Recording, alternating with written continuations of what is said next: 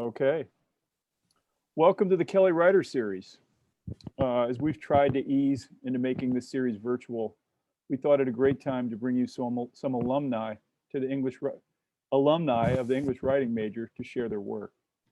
Tonight, thanks in great measure to the DePauw Alumni Office, particularly Zaida Manassi, Anna Workowski, and Sam Schmelzer, we have created a virtual space that brings the DePauw community together. Alumni, faculty, students, Greencastle residents, and even prospective students are tuning in to hear two extraordinary voices. Clayton Clark, class of '06, and Rajpreet Heir, class of 2012, will share their work in just a few moments. My hope for the Kelly Writer Series in the future, I'm now the director, is that even after we've left COVID behind, and we don't know when that is, that the Kelly Writer Series can become a common experience for the whole of the DePauw community. We now know how to Zoom, and we know how to do this a little bit more. So my hope is that in the future, as we bring writers to the beautiful DePauw campus, no matter where you are on earth, you might have the chance to tune in to listen to them read. This is an extraordinary series. We've brought in some of the most important writers really in the world over the years that I've been here. I've been here for 22 years. With that said, tonight with me on the virtual stage is my friend and colleague, Professor Greg Schwipps, who will be introducing Rajpreet. In just a few moments, I'll introduce Clayton. He'll read. Then Greg will say a few words about Rajpreet. She'll read. And after, Greg and I'll host a Q&A. Down at the bottom of your screen, if you'd like to submit questions, we'll try to get as many of those questions asked as possible. Greg and I, talking about it this afternoon, agreed that we should just say our say and get the heck out of the way so these marvelous writers can entertain us tonight. So let me introduce Clayton Clark. In one of Clayton Clark's poems, he writes, 90% of cells on my body aren't human, and 60% of me is water. I'm uncertain what you see in me is even me. This is an epithalamium, a poem celebrating a wedding day, an address to a wife that also reports on invasive carp, a bull shark that made its way from the Gulf of Mexico to a fish hook in Illinois, and the brocaded koi, also carp, that swim in the pond by where the marriage took place. If poets are supposed to be romantic in that cheery, lovelorn way, Clayton puts that myth to rest. In his stunning first collection, A Finitude of Skin, Clayton's poems are not about some far-off forever love. They are, as the title announces, about finitude, limits, ends, boundaries. The poems remind us that bodies die, the planet will be subsumed by the sun, and that the story of Orpheus and Eurydice is about not being able to rescue the dead. Still, there's regeneration. Our bodies replace themselves every 7 to 10 years. And one poem takes this to its logical conclusion. If we want to change the people we have been, we don't have to. Even beyond the boundaries of death, we are always alive, either with rebuilding or decay. If there is an infinite in these poems, to offset their finitude, it is in their endless curiosity with science and language itself. Clayton never shies away from the exact word, even if it has 5 syllables, even if it is a medical or scientific term you might have to look up. I have to admit, I looked up plenty and learned about everything from the Coriolis effect to the snot otter. And in that way, Clayton's poems remind us of the utterly countless ways stories connect in grand synaptic leaps. A poem called Skeleton takes us from a friend's unfortunately spongy spine to a butter knife, a butter sculpture of a cow at the state fair, fair food, fried Oreos to be exact, to a mother's car accident, scraped skin, a coma, and to the pain of an old soccer injury. And the amazing thing is that the poem doesn't leave the reader in a state of confusion. Rather, the poem makes a lot of sense.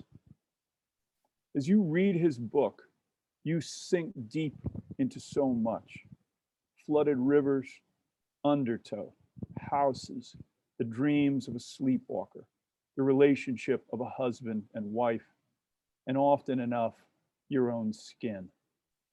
The poem's long, metrical lines take you into the ceaselessness of blood coursing through veins, and eventually into the movement of all bodies, planetary, oceanic, geologic, and animal.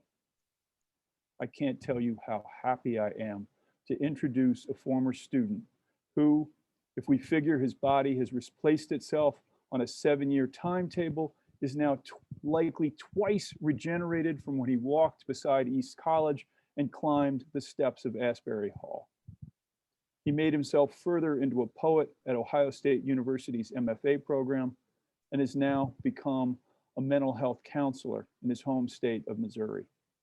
Please, in the quiet of your own space, give it up for Clayton Adam Clark. Thank you, Joe. That was generous. And I'm so grateful to be here. Thank you. Just happy for you and Greg to invite me back, and really grateful to the alumni department, to Anna, Zaida, and Sam for arranging a lot of this, and really excited for hearing Rajpreet read next. And also those of you who are tuning in at home. It means the world to me. I can't tell you enough to know that you guys would spend a little bit of time here on a Wednesday night, listen to me read some poems. So without further ado, I'm gonna jump in and read a few poems. I got some time here, I think, for maybe about 4 of them, and I'll give you guys a little bit of little intro on a couple of these as we go. I'm going to read from the book that Professor Heithaus was talking about. It's called The Finitude of Skin. It was published in 2018 by Moon City Press, which is based out of southwestern Missouri. I'm going to start with that first poem that Joe was kind of talking about at the end. It's called Skeleton.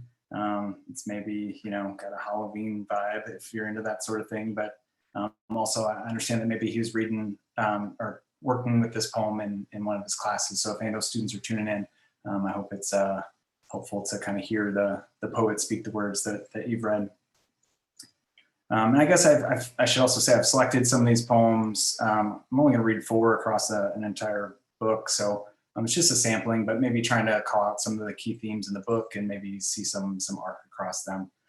So to start is, I've worked in public health for quite a bit, and that's where maybe some of the medical ease comes from. And so this idea of like bodies and how our bodies work has always been really fascinating for me, and it's kind of a jumping off point for me in terms of the content of my poems and this book. So this poem is called Skeleton. After they sewed him up, the surgeons told my friend, "Your spine was spongy enough to cut with a butter knife." That stuck with me, like patients who come to with gauze packed beneath stitches. But I didn't present it until I was eating fried Oreos at the state fair and admiring butter carved into a cow. I could have built a replica of Matt's skeleton, I thought, and won first prize. Only I'd cast it in plaster afterward to remember it beyond the butter's melting. The cast could double as a coat rack or a floor lamp, a light bulb stemming from each vertebra to make it practical, unlike a degenerating spine. Still, it's hard to believe. When my mother was pitched through a windshield, she left her hair and skin from her calves and shoulder blades on the pavement she slid across. The EMTs transported her on a backboard. She slept 2 weeks in a coma and lost her name and everything for a while, but she didn't break a single bone. When I think it's unfair, what happened to her and Matt, I tracked down why that's true. I named the bones, traced them from anywhere up to my skull, to prove all things connect, like cause and effect, which is tough because of the gaps between. Without them, I'm arthritic, but I want the pieces to work as one, like the radius I broke playing soccer. The weight's too much sometimes. My forearm popping in bright flash bulbs of pain when I torque it wrong at the fuse site. Unthinking, I bear it to my sternum and nurse it there, just one slow curving rib away from my backbone.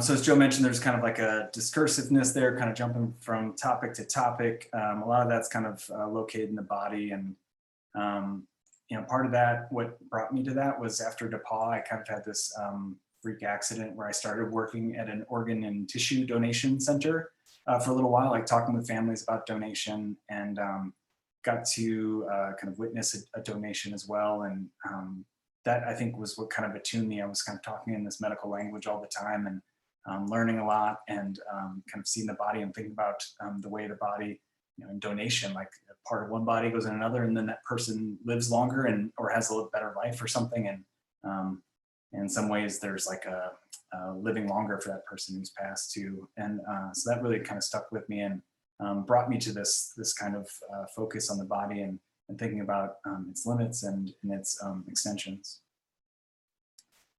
This next poem kind of takes that similar focus, I guess, and also locates it in the state of Missouri and the ecology of Missouri. So if I'm thinking about bodies, I'm seeing those as a medical system. The next step for that kind of logically was to kind of look at environmental systems like ecology. And so here's kind of a blending of that. And then there's also kind of a note to violence. And I think that's kind of, it's appropriate kind of for the dialogue we're having as a nation right now, and what kind of violence might be sponsored or allowed by our state. So this one is called Leech. We moored our canoe beside the cave. After we lowered our bodies into the spring pool, the earth cold water sapped heat for my wife and me, our hearts sedated and blood vessels constricted, while our brains throbbed with acuity. Springs are caves that void water, and climacteric to water humans drink, the cave's a state-protected geologic form. But the law is murky. If a man owns a tract of southern Missouri and finds hollow dolomite beneath his Menfro soil, he owns and might have right to follow it. And if he dumps railroad ties in the woods above that cave, creosote that seeps into the dirt will spoil the cave's pH, killing its eyeless, pellucid fauna. Acclimated to 55 degrees and a steady influx of unsoiled water, life there is vulnerable to disruption. The man with a pistol, waiting where his land bordered the river, was disturbed by a young man who'd stopped his canoe to piss in the weeds. The bullet that entered his face welcomed blood out onto the limestone, and the question, in a stand-your-ground state, is does the gunman's property line extend to the river's edge where the blood seeped? Here's another one. Is the blood now the gunman's? After we lifted ourselves from the gelid pool, my wife and I warmed our bodies upstream in the muddy green river like the sun-loving animals we are, our red blood restoring the outer reaches of our flesh. We never trespassed inside the cave. For a long time now, we've been digging a hole in the earth and backfilling it with a body minus its fluids, organs, and anything wet enough to provoke decomposition before wake, plus 3 gallons of embalming fluid, or however much is needed to forestall the thoracic cavities want to cave. And so I'm gonna fast forward a little bit towards the end of the book in the interest in time, and also because the third section is just kind of like one long poem, and we don't have time for all that. So I'm gonna read the next poem called Zygo, which comes from the fourth section. We might call it the title track if this were an album, a music album, in that the phrase "a finitude of skin" enters in, it arose out of this poem and then later became the title. As I mentioned, I was thinking of bodies in environments and kind of like the systems approach, like how are these bodies interacting and what happens and how do they touch, how do they not touch? And that extended into kind of relationships between people too, in particular a marriage, and what does it mean to become kind of this two people in a marriage or an ecosystem in a lot of ways, both physically and metaphorically, and then also a lot of relationships end at some point. All relationships end at some point, but like they can end, the romantic connection can end, and like what does that mean for two people, those bodies as they become apart and are no longer an ecosystem. So this one is called zygo, and it has a zygo with a hyphen at the end. It's a prefix for like couple or pair. With a handful of your hair gathered from the bathroom floor and a spider stranded in the tub, I watch me feel my zygomatic arch in the mirror and how when you're not here, you are. These awful keratins, the last dead cells pulsing from our bodies even underneath the earth. I hold your body in my hand, and there's so much I can live without. One kidney, a few pints of blood, some liver. How many legs the spider? Replacement and regeneration are all but the same way of giving form to loss. I trace the cheekbone back to the temporal because every body is a mirror here, where the air is thick and water's far from scarce, where we are all always a little incomplete. I hold your body in my body. But if I believe in a finitude of skin, even its frantic give and take, what more can I accept? What can't I sever? Hair grows slower at night. When I wake, sweat-soaked, blood thumping, and you're not there, I push 10 fingers down on the zygomata to make sure I am. Another winter night, I joined you at the tub ledge, and we warmed our feet. Side by side, we looked past the steam and our silhouettes reflected to watch the blood returning to our toes. I'm going to read one more, and before I do, just want to say thank you again to DePauw English Department, the Alumni Association, particularly Professor Schwipps and Professor Heithaus for bringing me back.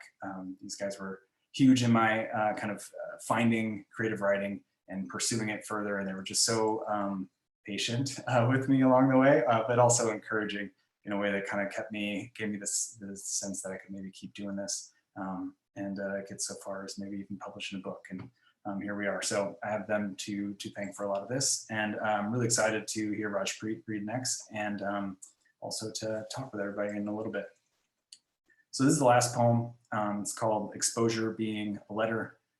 It's kind of the point where we're seeing like what happens when these two bodies come apart. There's also this thing, we have armadillos in Missouri now. I don't know if we have them where you are, but they haven't always been in Missouri, and we think a lot of that's due to changes in climate. But a lot of times you see them on the side of the road, having been hit by a car or something like that. And so those guys make it into this poem in that way. But thank you again so much for being here. Looking forward to talking momentarily. Exposure Being a Letter. The campsite clerk said, give myself some distance from the river. We flash flood here. The clay doesn't soak up rain fast enough. The whole way down, cumulonimbi hung and short-leaf pines line the state highway like skinny shelter belt. No wind yet. It's so hot I start to wish you were here, but can't because I fear you are. I saw 7 dead armadillos on the shoulder, the husk of one getting picked at by a crow, but I don't put faith in signs or forecasts until they're true. I'm here to feel my body separate from your body and let you do with yours what you will. If it's going to rain, I want the rain. 9 banded armadillos weren't always in Missouri, and plated shells notwithstanding, they can't hear or see much, so we say they're ill-suited for the highways. But it's you who taught me I can't know what anything is like to any body but mine. Like when you drove home drunk again and said, I don't want to be alive anymore. What did you mean? When I say I saw many metal-sided churches off the highway, each with a proclamation and a smattering of gravestones in the field next door, I want you to know sometimes I can feel all the awful weight of when this ends before it does. This what is worthless though, without the when and the how. I don't want to be here, but I stake my tent by the shallow river, and maybe thunderstorm is how I get what I came for. Exposure being one proven way to feel the limits of my skin. I'm afraid I won't get clear of you while you're using your body. But what happens if you die before we're apart? Where could you go? Near dusk, I walked the 1-lane bridge over the river and lay down in the middle so I could see over the side. I found my reflection first, but then saw sky behind me and the undersides of sycamores along the bank, and soon enough, the bedstones underneath the current. Thanks again for being here. Appreciate it.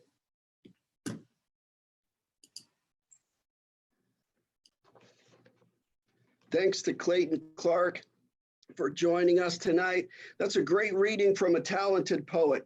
Joe and I were reading his poems this afternoon, and I said, who in the hell is this guy?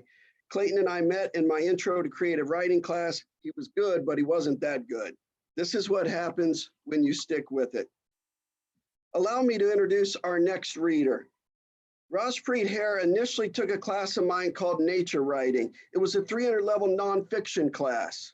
And the first thing she wrote for the workshop was an essay about a handful of animals, including a blue butterfly and the campus statue called Glamby.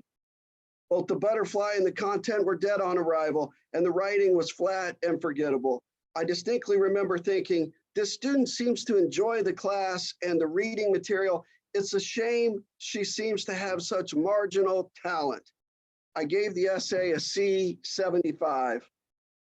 Some students arrive with innate writing skill and some don't, just as some are left-handed and others right-handed. But there's a third category of student too, the kind who initially seem to lack talent, but just decide, using nothing but willpower and effort, that in fact they do have talent and would like to develop it. Thank you very much.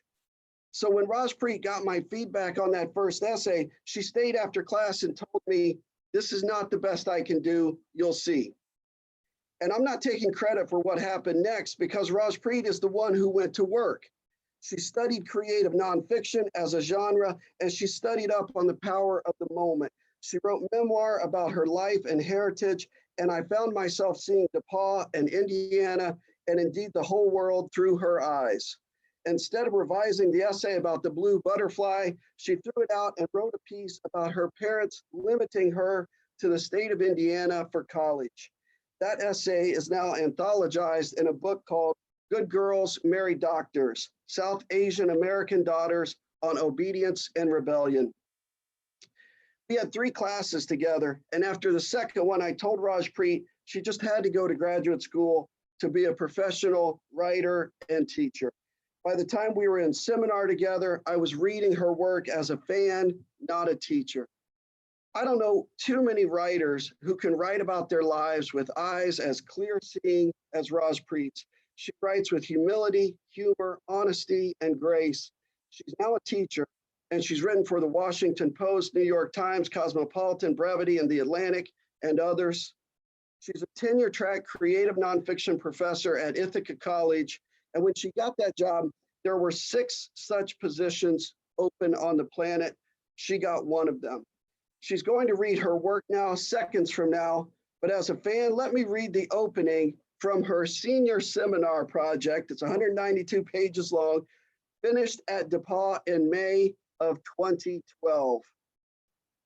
So this is from Rajpreet's seminar, summer 1995. You guys are black, right? Asked Tim.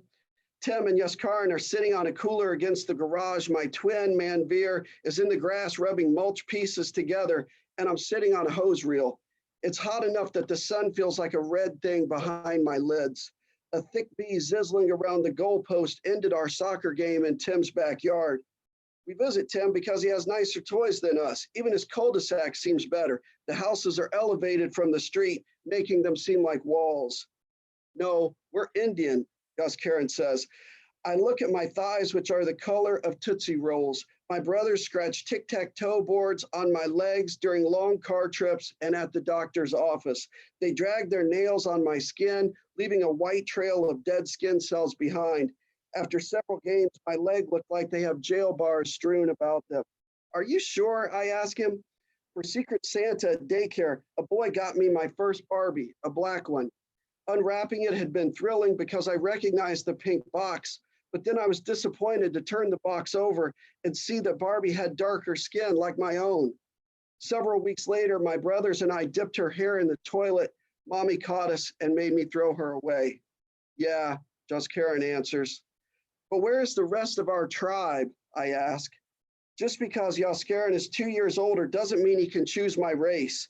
I think of building a teepee on our yard, learning how to walk silently, and about secret cave paintings below our crawl space. You're really dumb, he says to me.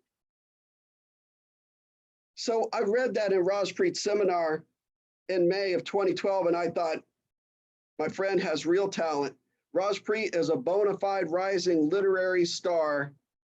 Rajpreet Heir, everyone.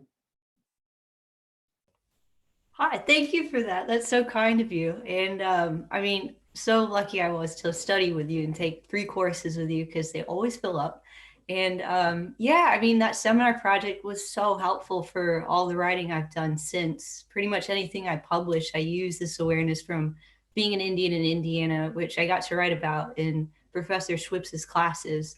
So I don't know, I just like, I'm really happy to be here, really thankful for my DePauw experience, and so enjoyed hearing from Clayton. And I love the braided nature of your poems and the references to Missouri geography.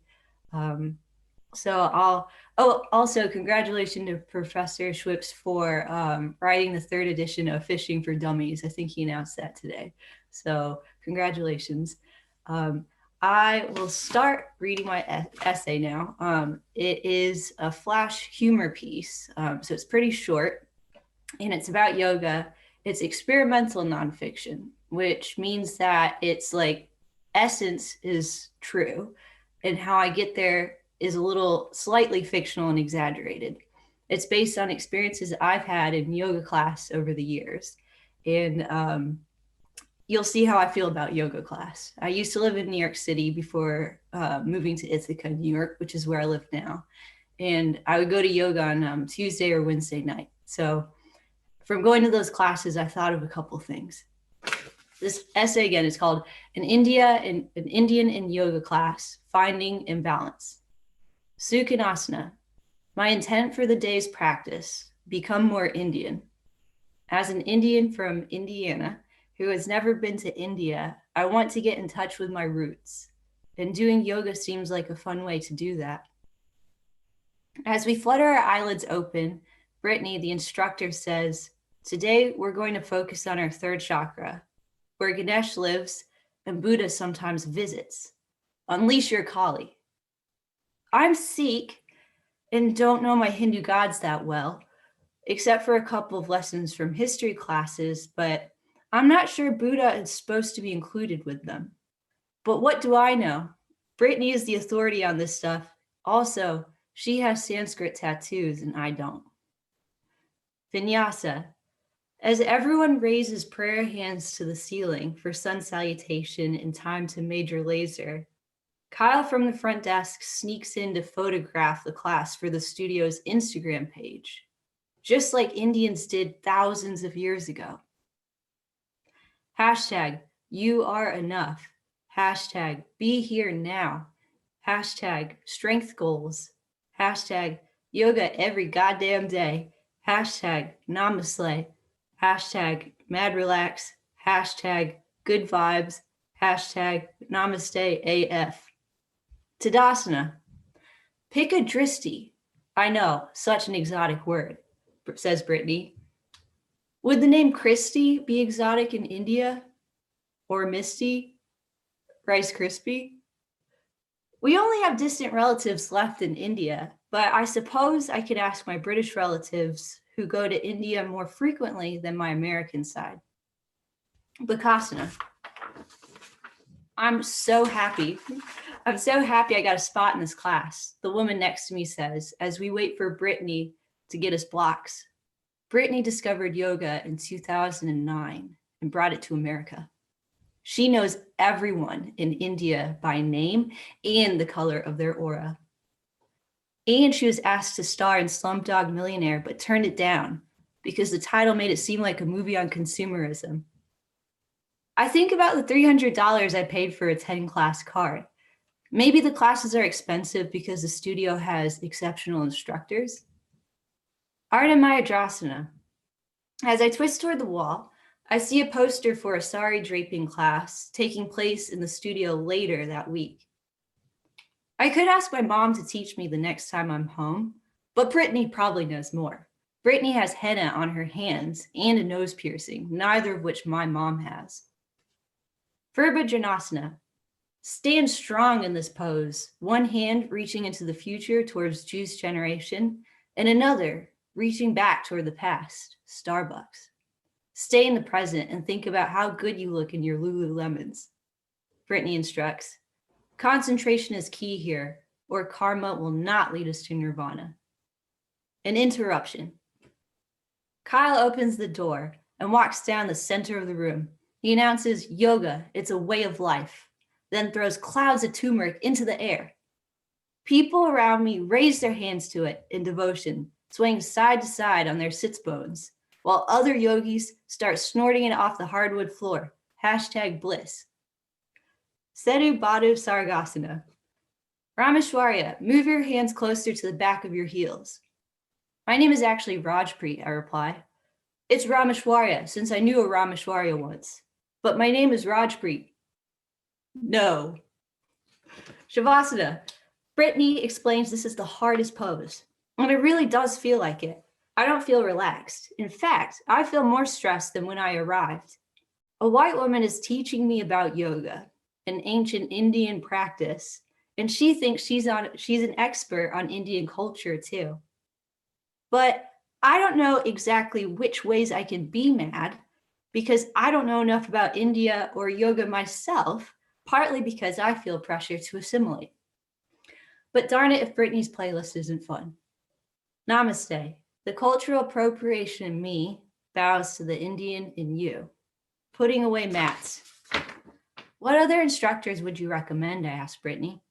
Katie, Jenny, Julie, Courtney, Zoe, Christy, Mary, Lucy, Haley, Ashley, Natalie, Lindsay, Kaylee, Lizzie, and Audrey are amazed. Exit. I follow the trail of organic quinoa down the hall to the door and leave feeling very Indian American. Thank you.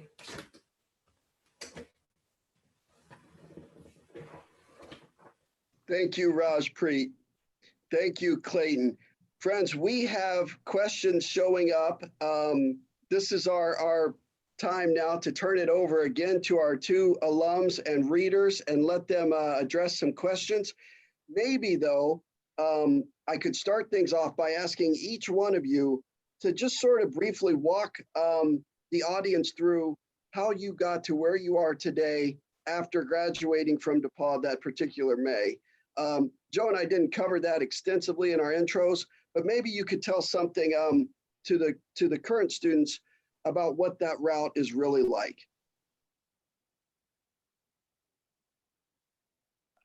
My route's a little longer, probably. I'll start. Right after DePauw, I spent a little time in China and taught in rural Missouri. Kind of did some teaching for a couple years, and then found that wasn't quite for me. I'd gotten some really good advice from our faculty here. I knew I wanted to get an MFA in creative writing, but I wasn't sure when, and they suggested maybe taking a few years to kind of go work and go see some things, and then you might have more to write when you go to your MFA program. And I would say that was golden advice. I really liked that, and that worked well for me in that I got to go do some things, and like I stumbled across this job doing organ and tissue donation, which totally shifted what I might have otherwise written about, because it's just like this fundamental experience.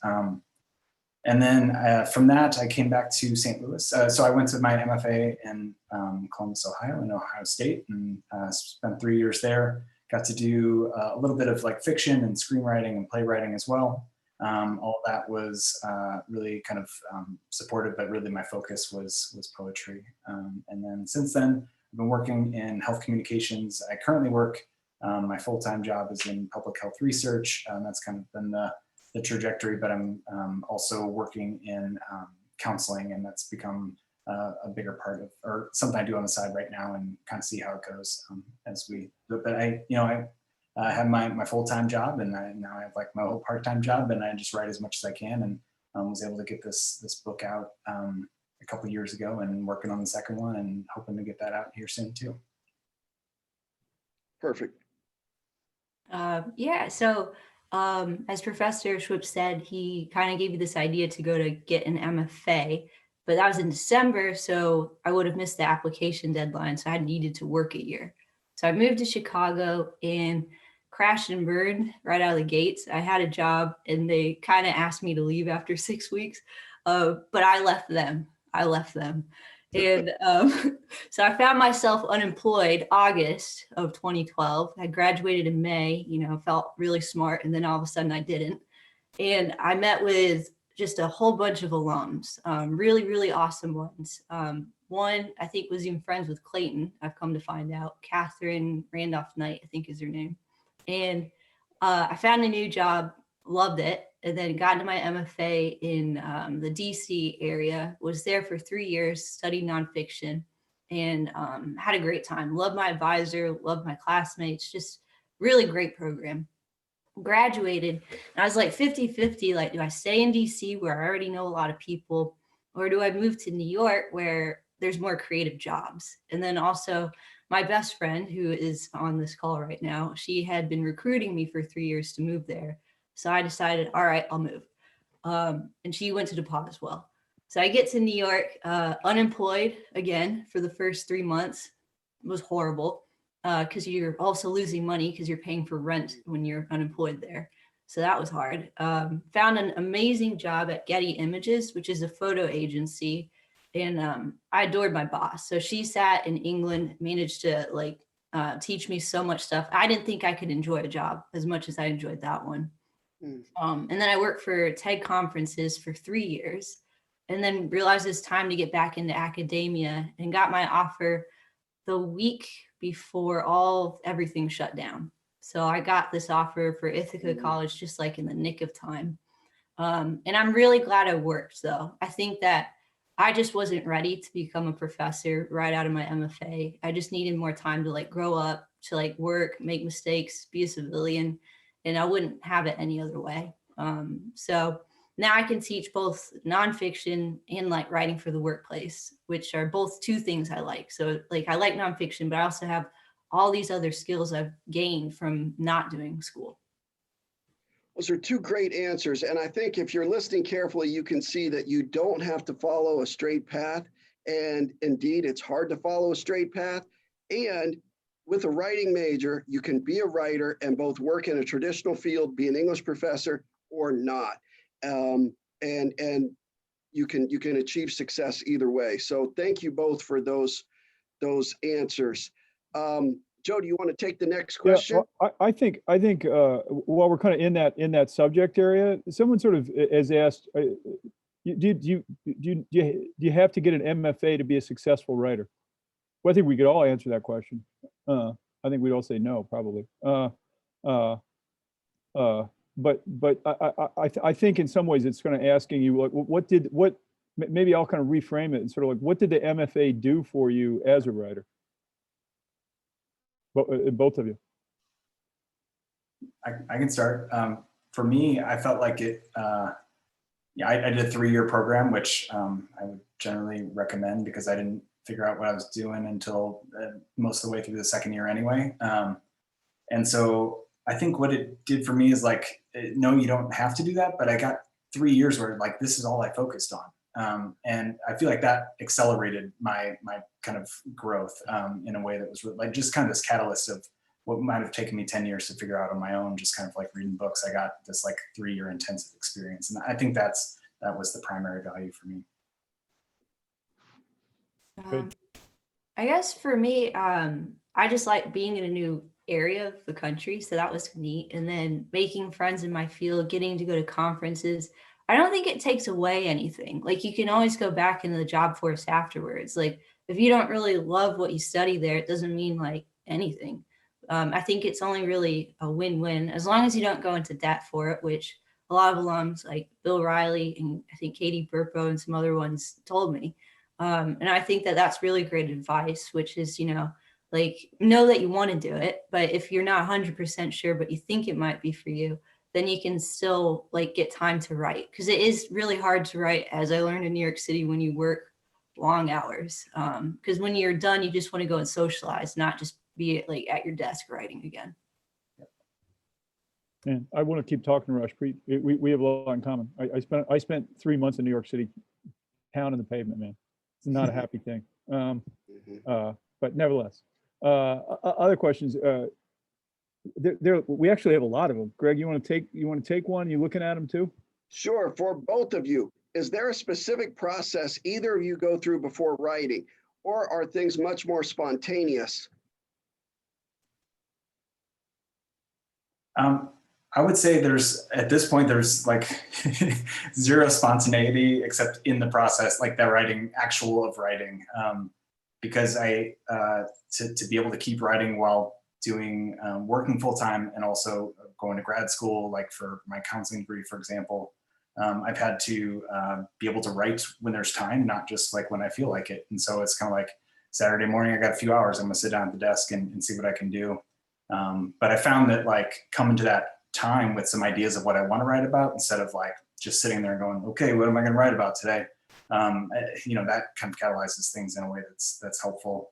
But yeah, it's like kind of just like squeezing in whatever time I can to write. And I feel like, that idea, I used to have this sense that like, oh, I'd be inspired and that's when I should do all my writing. But like in the end of the day, now it's far more pragmatic, I think. I guess like process wise, I think that if you're reading, writing, or living, you're always winning. So like as long as you're doing like one of those things, then you're like gonna get better. And I think that like each year you get older, the better you're gonna just be at reflection. But I do think learning how to like think of your life in scene, like as Professor taught us to do, knowing that early on is helpful. And that allowed me, once I graduated, knowing my end goal was to become a professor, to live in such a way where I was pushing myself. And I don't know, I think that like by nature, I'm like just a curious person. I want to like go out and talk to people and find out stuff.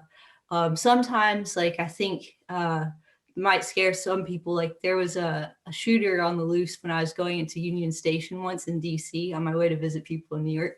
And I went in anyways because I'm a writer.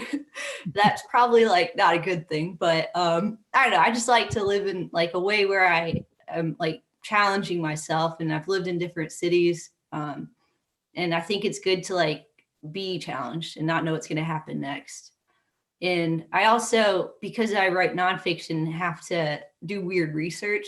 So like once I knew I wanted to write about yoga, started going like 3 times a week because I really got to like learn what I'm going to do with this essay. So I don't, it just like writing nonfiction and like writing about your life requires you to like go back to your elementary school, go back to your daycare parking lot. I've done some weird things just to like remember stuff. And maybe that's like just nonfiction or just how I do things, but I just like to live in an interesting way. That's great. That's great. Can I follow it up with, there's a question directly for you. It says, you take such a comical and lighthearted approach to some issues and struggles. It could be very hurtful. How do you manage to maintain this calmness? And does your work help you do this? I mean, I suppose if you do yoga, hey. I guess like, because I had to write so much in undergrad, I didn't necessarily write always funny in undergrad. A lot of it was like, this thing really hurt me. Like that was like the conclusion of a lot of things I wrote. And I think I got so tired of writing sad stuff that now I can't help but laugh about it. Because I exhausted myself in terms of like how painful a memory was. And if you write over and over about that, after a while, you just like can't help but find it's absurd or just like ridiculous. And then I just naturally really like watching like Saturday Night Live, or I go to like comedy shows a lot. And I think that those stories are so engaging. And when you're writing about tough stuff, I think it helps to disarm the audience a little. And that's when you can go to work. So if you're being funny, people just naturally are going to just follow along with you instead of a list of accusations like, yoga class is terrible and I would never go, or, you know what I mean? Like, it's just like advertising and trying to find like an interesting way to like get a sneaky message across where the audience didn't even know that you were trying to make a real point. And I remember from Professor Glosser's class, he once told us like the jesters were often like the most intelligent people and respected ones in a court. And I think it's because they tell the truth. And I try to like remember that when I write. Rajpreet, I've got one quick follow-up. In light of what you said to the previous answer about going to the story, about finding the characters, there's no better transition than that. Tell them about the profile you wrote for one of my classes. Oh man, that's one of my favorite things I've ever written.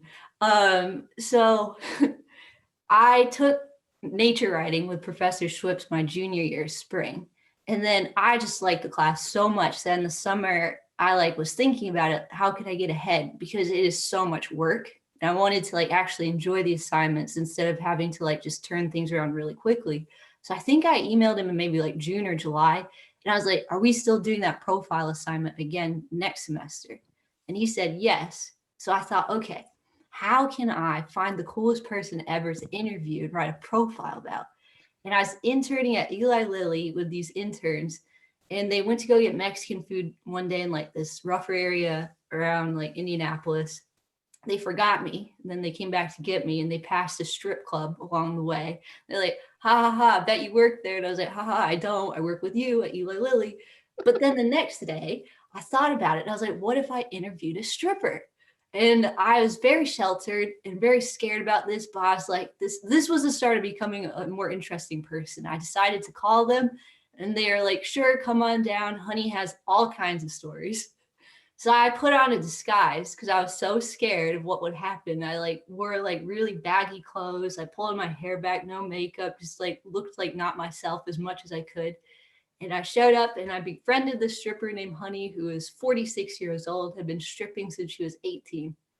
And we became friends.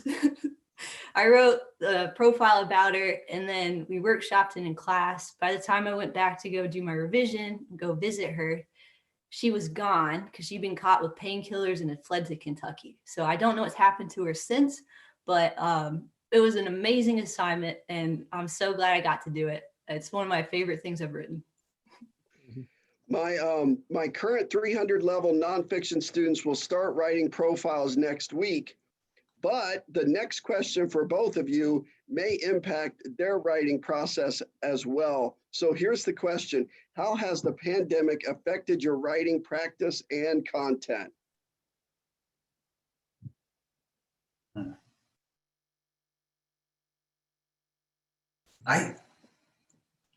I'm going to say it's given me more time to write. I find I'm more productive right now than I maybe was before that. I think like you take social engagements off of the table, and all of a sudden you have a little more free time on your hand. And so then I don't know, leverage that towards writing, I think, for the most part. Yeah. I'm going to follow up just a little bit, because so much of what you write about, like Clayton, like, I mean, it's weird. It's sort of like nonfiction, sort of like it's cool. We can get into Rajpreet's head in a certain sort of way, sort of find like, what sucks is that we couldn't all laugh. You couldn't hear us laughing, you know? But you know, you think a lot about how the fact that, you know, we shed skin, and our skin is on other people's skin, and it's in the air. And so I just to sort of follow up in terms of the pandemic, like, how has your medical training made you either more paranoid, less paranoid? You know, like, because so much of what you write about is how deeply and intrinsically interconnected we are, like physically. Yeah, it's been a nice proof of concept that I'm not like totally this anxiety is not totally unfounded, right? Yeah. So there's that. I've permitted myself like one coronavirus poem so far, and I said it at the end of a book that was my second collection is really focused has in even more of like an environmentalist lens to it, and kind of thinking about that, and kind of like looking at a natural disaster, and then to think like, oh, there's all these things in our planet and like climate change that are going to destroy us, and then, oh, it's this thing that we can't even see, like comes and it's like carried by my neighbor over there, right? Like that idea of like we don't even see coming what is coming for us, that kind of thing. So yeah, I think that has been helpful, I guess, to like see that kind of play out in a really big scale. But I haven't taken on too much, I guess, in terms of writing. Like I said, I got one poem in, but otherwise haven't really wrapped my head around how to approach it. I guess like, so COVID happened in March. I moved to Ithaca in August, and then I've started teaching. So I haven't really, my mind's not really been on writing as much. It's been on my students, who I adore, and just being a first year professor in a crazy, crazy time. So I think I'm just prioritizing teaching this year. And when I have wanted to write, I don't know. I kind of like started drafting one this week about the election. I'm not particularly inspired by it.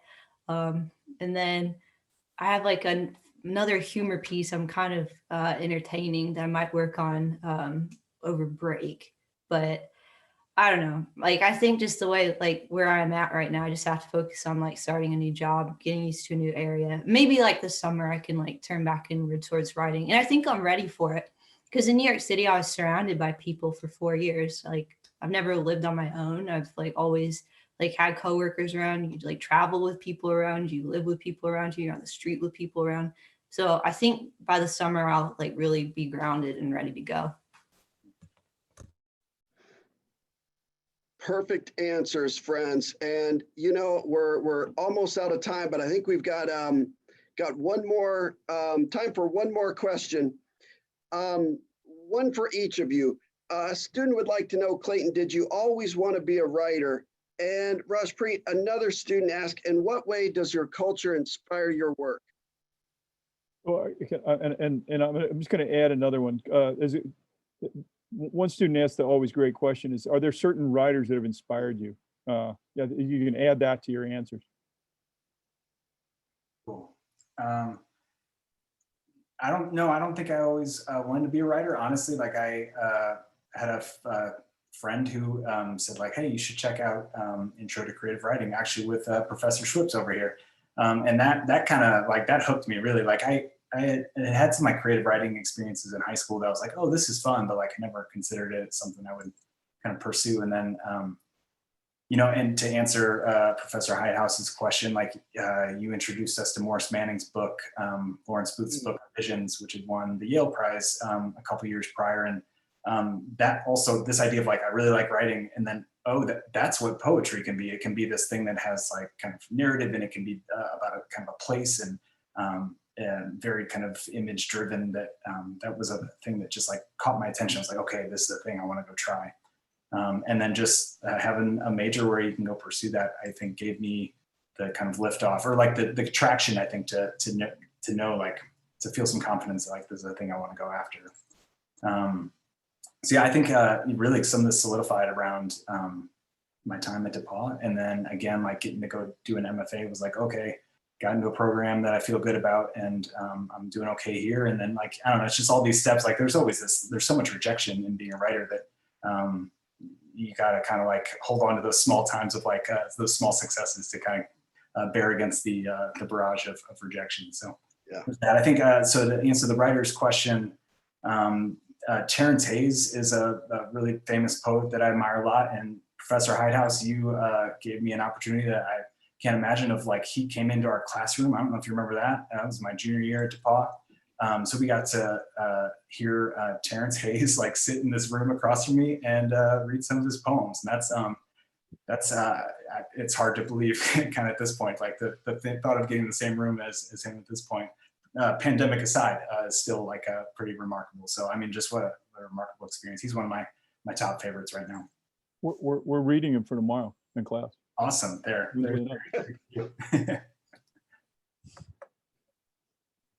I forget, what was my question? How does your culture influence your work? Oh man, that's a big question. I guess like I didn't think I could become a writer. Like there wasn't anything else out there like what I was writing, and I hadn't seen anyone else like myself in a classroom. I also didn't think that anything I said was as valid as what my peers said. So there's a whole barrier there to even think that I was smart. So just like, I think it's not necessarily only culture, but like race too. Like growing up in a like majority white area, like usually being the one who's different in every class. I think that was a huge challenge for me. And even like now, anytime I write something, I still feel really nervous about sending it out into the world, as if like it's not good enough, or like, should I be doing this? Because there weren't as many people doing what I'm doing. There are more now. So I think that was hard. And then also, so I'm the child of immigrants. Parents are from England, and then they are the children of immigrants. Their parents are from India. And I think a lot of being an immigrant or child of immigrants is being very private. And I feel like constantly I'm like one extreme or the other, where I want to share everything or I don't want to say anything at all, because it's what I was raised, to do. Because when you're new to a country, your reputation matters so much. You have to like really work hard and like keep a low profile. And then here I am writing a lot. So I think if you've ever seen the movie Bend It Like Beckham, it's about this British Indian girl, and she learns to do what David Beckham does, which is like bend the ball to get to the goal. Like it still gets to the goal, but it just goes a longer way to get there, but it still gets there. And I think I'm doing that with my writing. I've been procrastinating writing a book about my family and like the actual stuff that I've like experienced. And by procrastinating, I have published all these other things. Like I published in the Washington Post, the New York Times, like all these other places because I've been procrastinating. So I think I'm slowly coming to terms to with the fact that I'm allowed to write what I want.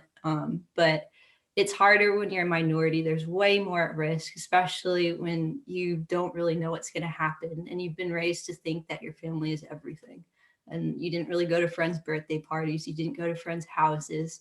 So it's a big risk. But I think that having security, like I'm really like lucky to be a professor right now, because that makes it a little bit easier for me to like be willing to make that leap.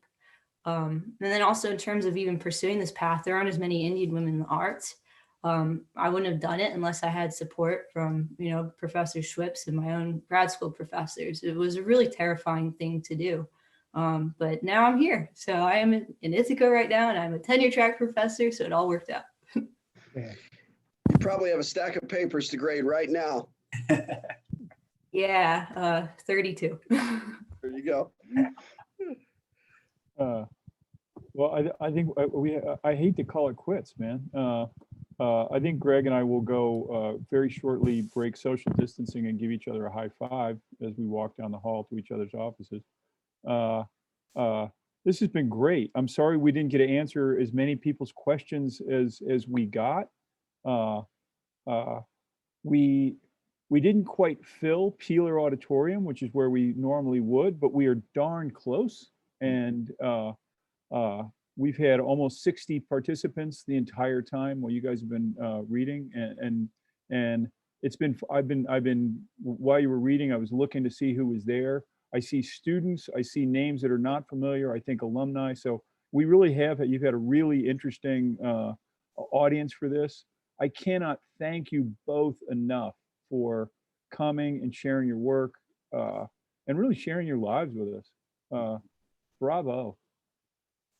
I think that's exactly right. I can't thank you both enough. And it doesn't make sense to name anyone, but yeah, there are alums I haven't talked to in quite a while in that list of participants, current students. It's great to see everyone. And also in the Zoom webinar chat, I am pushing my multitasking here to its limits, but there's a note that says if there are any unanswered questions, we can send them in a follow-up email later. But we also have links to Rajpreet's work and Clayton's book, which is available for sale. So please don't hesitate to contact either me or Joe, and we can help you reach these alums and writers. And I know they want to help you. They know, and it's been made very clear tonight that they were once where you are right now. So it's just so great to see both of you. We're so proud of you. And to everyone watching, please go and support their work and follow their careers. I think the best is yet to come. Thank you so much for this opportunity. It means a lot. And thank you for everybody out there who's listening tonight. Thanks so much, everyone. Thank you all.